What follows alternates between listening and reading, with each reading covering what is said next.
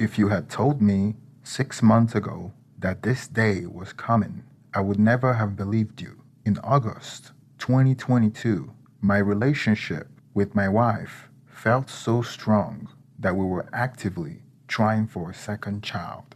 I was feeling excited as my wife and I had been trying for a baby for a few months now. I was eagerly anticipating the moment when I would learn that my wife was pregnant with our second child. We were keeping track of her basal body temperature, cervical mucus, using ovulation predictor kits, in addition to tracking the menstrual cycle. We also made some lifestyle changes to improve our chances of conceiving. This includes eating a healthy diet, reducing caffeine intake, exercising regularly, and taking prenatal vitamins. We had just taken a romantic trip together. Things were going great. But then, on September 6th, 2022, I discovered she had been having an affair with a 36-year-old weightlifter that she met at the gym. He is also autistic, which I think my wife considers exy. So she started pretending like she's autistic too. Utterly pathetic, if you ask me. The way I discovered the affair is still pretty horrible to think about. One day, while using our computer, I stumbled on some concerning search history. It appears that my wife had been looking for information on morning after pill. I was so confused and worried as we have been actively trying to conceive.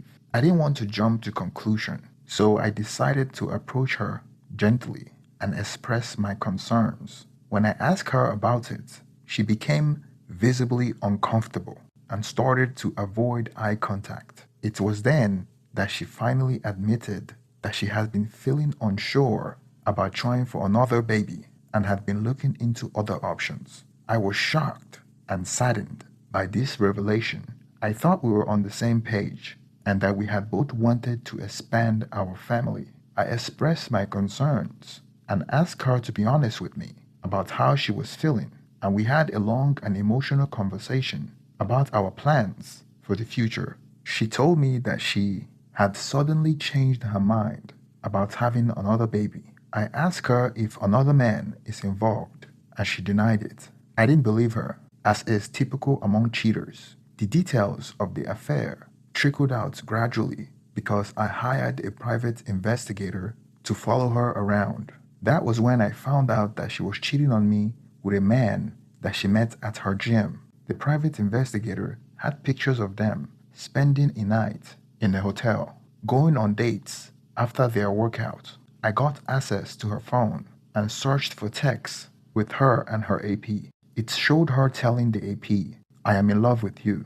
I am dreaming about you. I wish I could feel you next to me, big boy. Lying to others is easy, but I could never lie to you."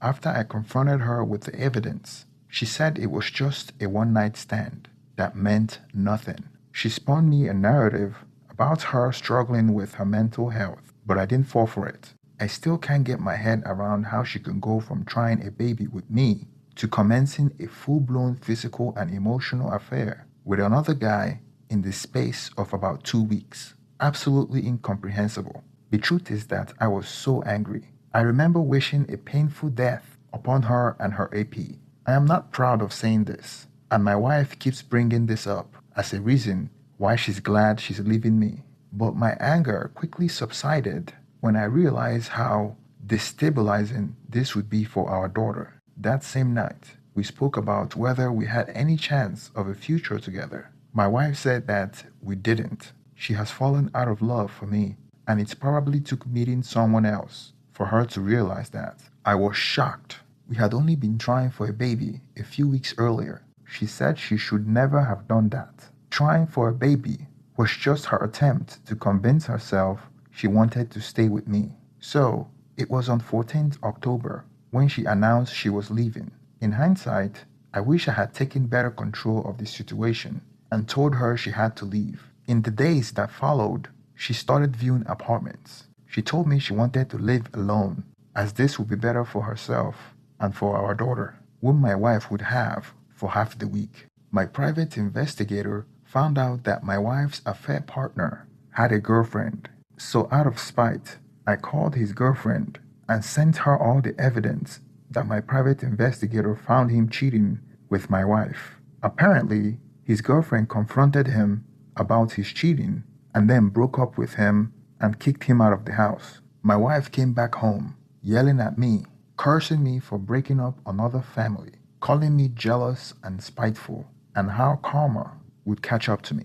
If you could hear our argument that night, you would think I was the one that cheated. She tried to turn the tables around on me, like I was the bad guy, like I was supposed to allow her to cheat and then reconcile with her while she continued to cheat on me without consequences. A few months earlier, we were planning on having a baby, and now I should just be quiet about sleeping with another man? So I was skeptical about her apartment search because I knew the AP was also homeless, having been thrown out by his girlfriend once the affair with my wife came to light. I also knew my wife would struggle to afford an apartment by herself in the area that we live in, but my wife promised she would tell me as soon as she makes any decision that affects our daughter's care. Then, a couple of days later, my private investigator was on their tail and he discovered AP was already giving my wife and my daughter lift to child care. My wife never thought to tell me this. Don't worry, I have documentary evidence that this happened. This confirmed to me that I can't trust a word my wife says, even regarding matters that relates to our daughter. So I snooped at her emails and saw she had rented an apartment jointly with AP. I haven't confronted my wife about this yet, but I have saved it for the solicitor. As such, she's still telling me the apartment is just hers. Sure, she admits AP would probably be there most of the time when my daughter isn't there, but that would be completely on my wife's term, apparently. What an outrageous lie. Clearly, she still thinks I'm stupid. Tellingly, my wife has declined help from me and from her family with moving her stuff. I wonder why that could be. How long does she think she can hide the fact that AP will be living under the same roof as our daughter for half the week? Well, the day she moved out, I was feeling bittersweet. I can't believe how the hell we got here when things seems absolutely fine only 2 months ago. We planned on getting a divorce and she wanted it quickly and was willing to let me have the marital home. I was relieved once she left and was able to properly reclaim our marital home as my own. Although the first few days we felt incredibly lonely, I was also dreading the long road ahead as my wife has taken decisions, which means the custody battle cannot be messy, even though that's in no one's best interest. So she's gone. I got home after work. My wife had the last of her stuff packed and ready to go. The marital home that we saved up for, that we decorated together, the home that our daughter grew up in, she just left and she's not coming back. Ugh, I knew this would be hard. And then I asked my daughter if she saw mommy's apartment today. Mommy's apartment, she replied. And then, because clearly I like to torture myself, I asked my daughter who she saw today. She said AP's name. When I spoke to my soon-to-be ex-wife on the phone, she was still trying to play the victim and make us all feel so sorry for her, as if she would be sad and alone in her new little apartment, as if she wouldn't be effing AP morning, noon, and night. As for who has our child for the new few days, the plan is that I collect the child this evening, just before she completes the move into the apartment. She then takes the child back on Wednesday. Between now and then, I will try to get her to admit the fact regarding their living arrangement. When confronted with the lease, she will most likely admit that the flat is in both their names, but that AP stays in his parents on days when my wife has the child. This would almost certainly be a lie, but sadly, one I would struggle to prove. I would then need to decide what legal steps to take. I genuinely want to keep the custody battle out of court, but I found myself dragging her to court because of her constant dishonesty. And the truth is, I'm not sure the court will say she can't live with a new partner unless I have a clear evidence that he's a threat. So, we just need an honest conversation about how we can make the best out of this less than ideal situation. But as I say, my wife doesn't do it honestly, so it will be difficult. I know the address, but she constructed this narrative where she hates me because I told her family about the affair, and therefore I am not welcome there. She obviously knows that's not sustainable, but I didn't think she's capable of planning a day ahead at the moment. She is still in the phase where everything she does is reactive. I took over dropping my daughter at the childcare. Then I was told by the worker at the childcare that AP came to collect her. That really bothered me because I didn't know much about the AP for him to be hanging around my daughter. The next step was confronting the soon to be ex wife about her living arrangement with whom she signed a lease with, and she continued to be dishonest. I wasn't happy with the AP living with her and my daughter, so I went to court. She denied that the AP was living with her since his name was not on the lease. Then why was he picking up my daughter from childcare? I was in constant conflict with her and dreaded any moment my daughter had to stay in her apartment. She told me that I was spiteful and that I should get over it. The divorce process takes only 2 months in my state. My wife gave up the house to me to expedite the divorce process, and she said she was exhausted from dealing with me. So a few days before the divorce is finalized, she sent me an invitation poster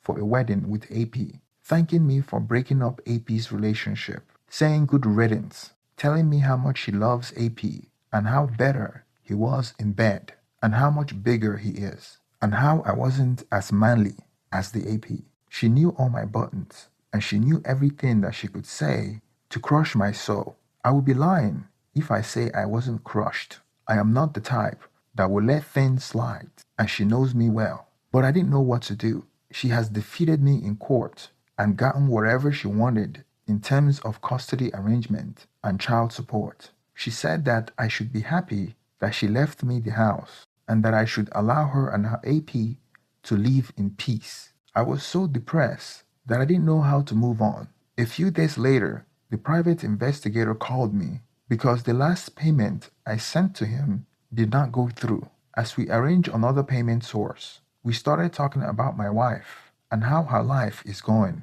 and I told him about the text messages and the upcoming wedding. He mentioned to me that he couldn't believe that my ex-wife would be going to marry that type of man. I inquired what he meant by that, and he said that when he did a background check on him, he had a criminal history. I immediately started stuttering my words when I heard this, and I asked him why he didn't mention it earlier. He told me that he did, but maybe I didn't hear it because that wasn't what I was focused on at the time. Turns out that the AP had outstanding warrants for his arrest across the country for various offenses. He had been using different aliases and had a history of committing fraud, identity theft, and other criminal activities. Apparently, she had been planning her wedding to spend the rest of her life with a man that she knows nothing about. She was probably in a hurry to marry him so she could stop me from constantly bringing up the fact that my daughter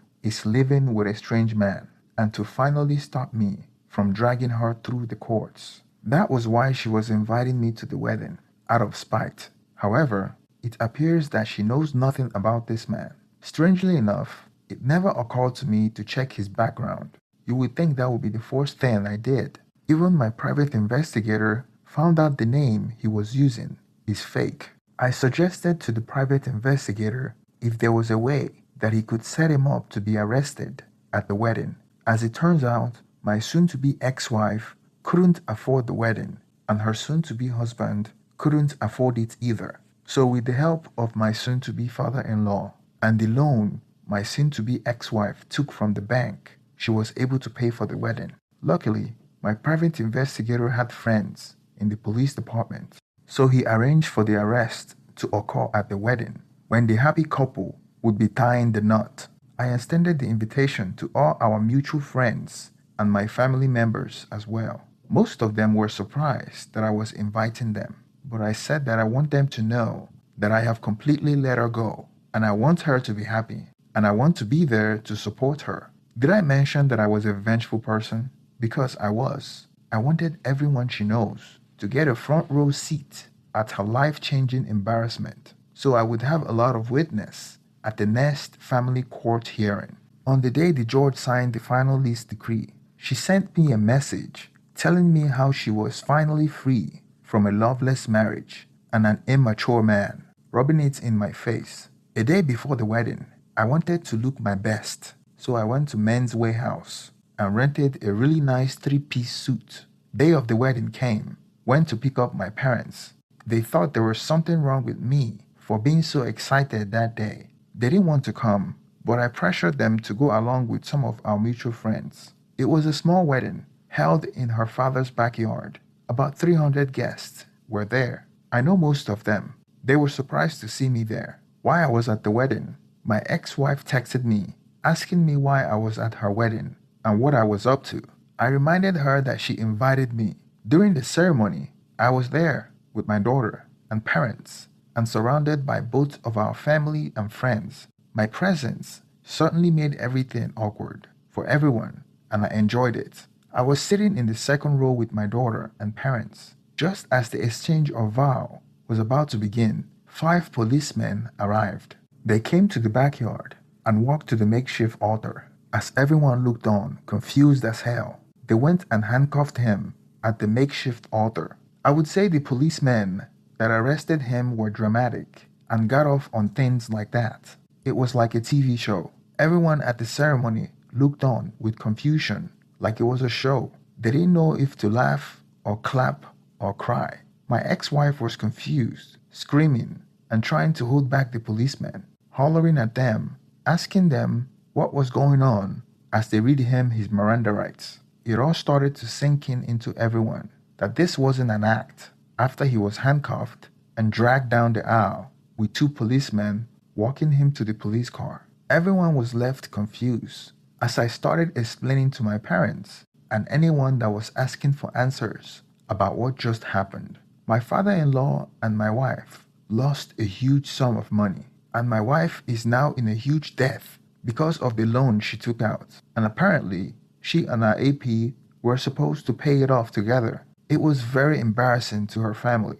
Her parents were livid that she didn't really know the guy. Even her engagement ring was fake. We went back to court and she lost custody of our daughter. Good thing I have been suing her to court for custody since the judge was familiar with our case, and I have documented cases of allegations against her which she was able to defeat, and I have been losing till now. I finally have the evidence that I needed, evidence that she was endangering our daughter by bringing her close to dangerous men. Even her own family wanted me to have full custody. She asked me if we could reconcile, and I told her that we already divorced, not after she broke up our marriage and put our daughter's life in danger. She was an afterthought, and I had her on child support. She was working all the time and even stopped seeing our daughter, too busy trying to pay off all the loans she spent at the wedding. If she was smart enough, she would have taken half of the equity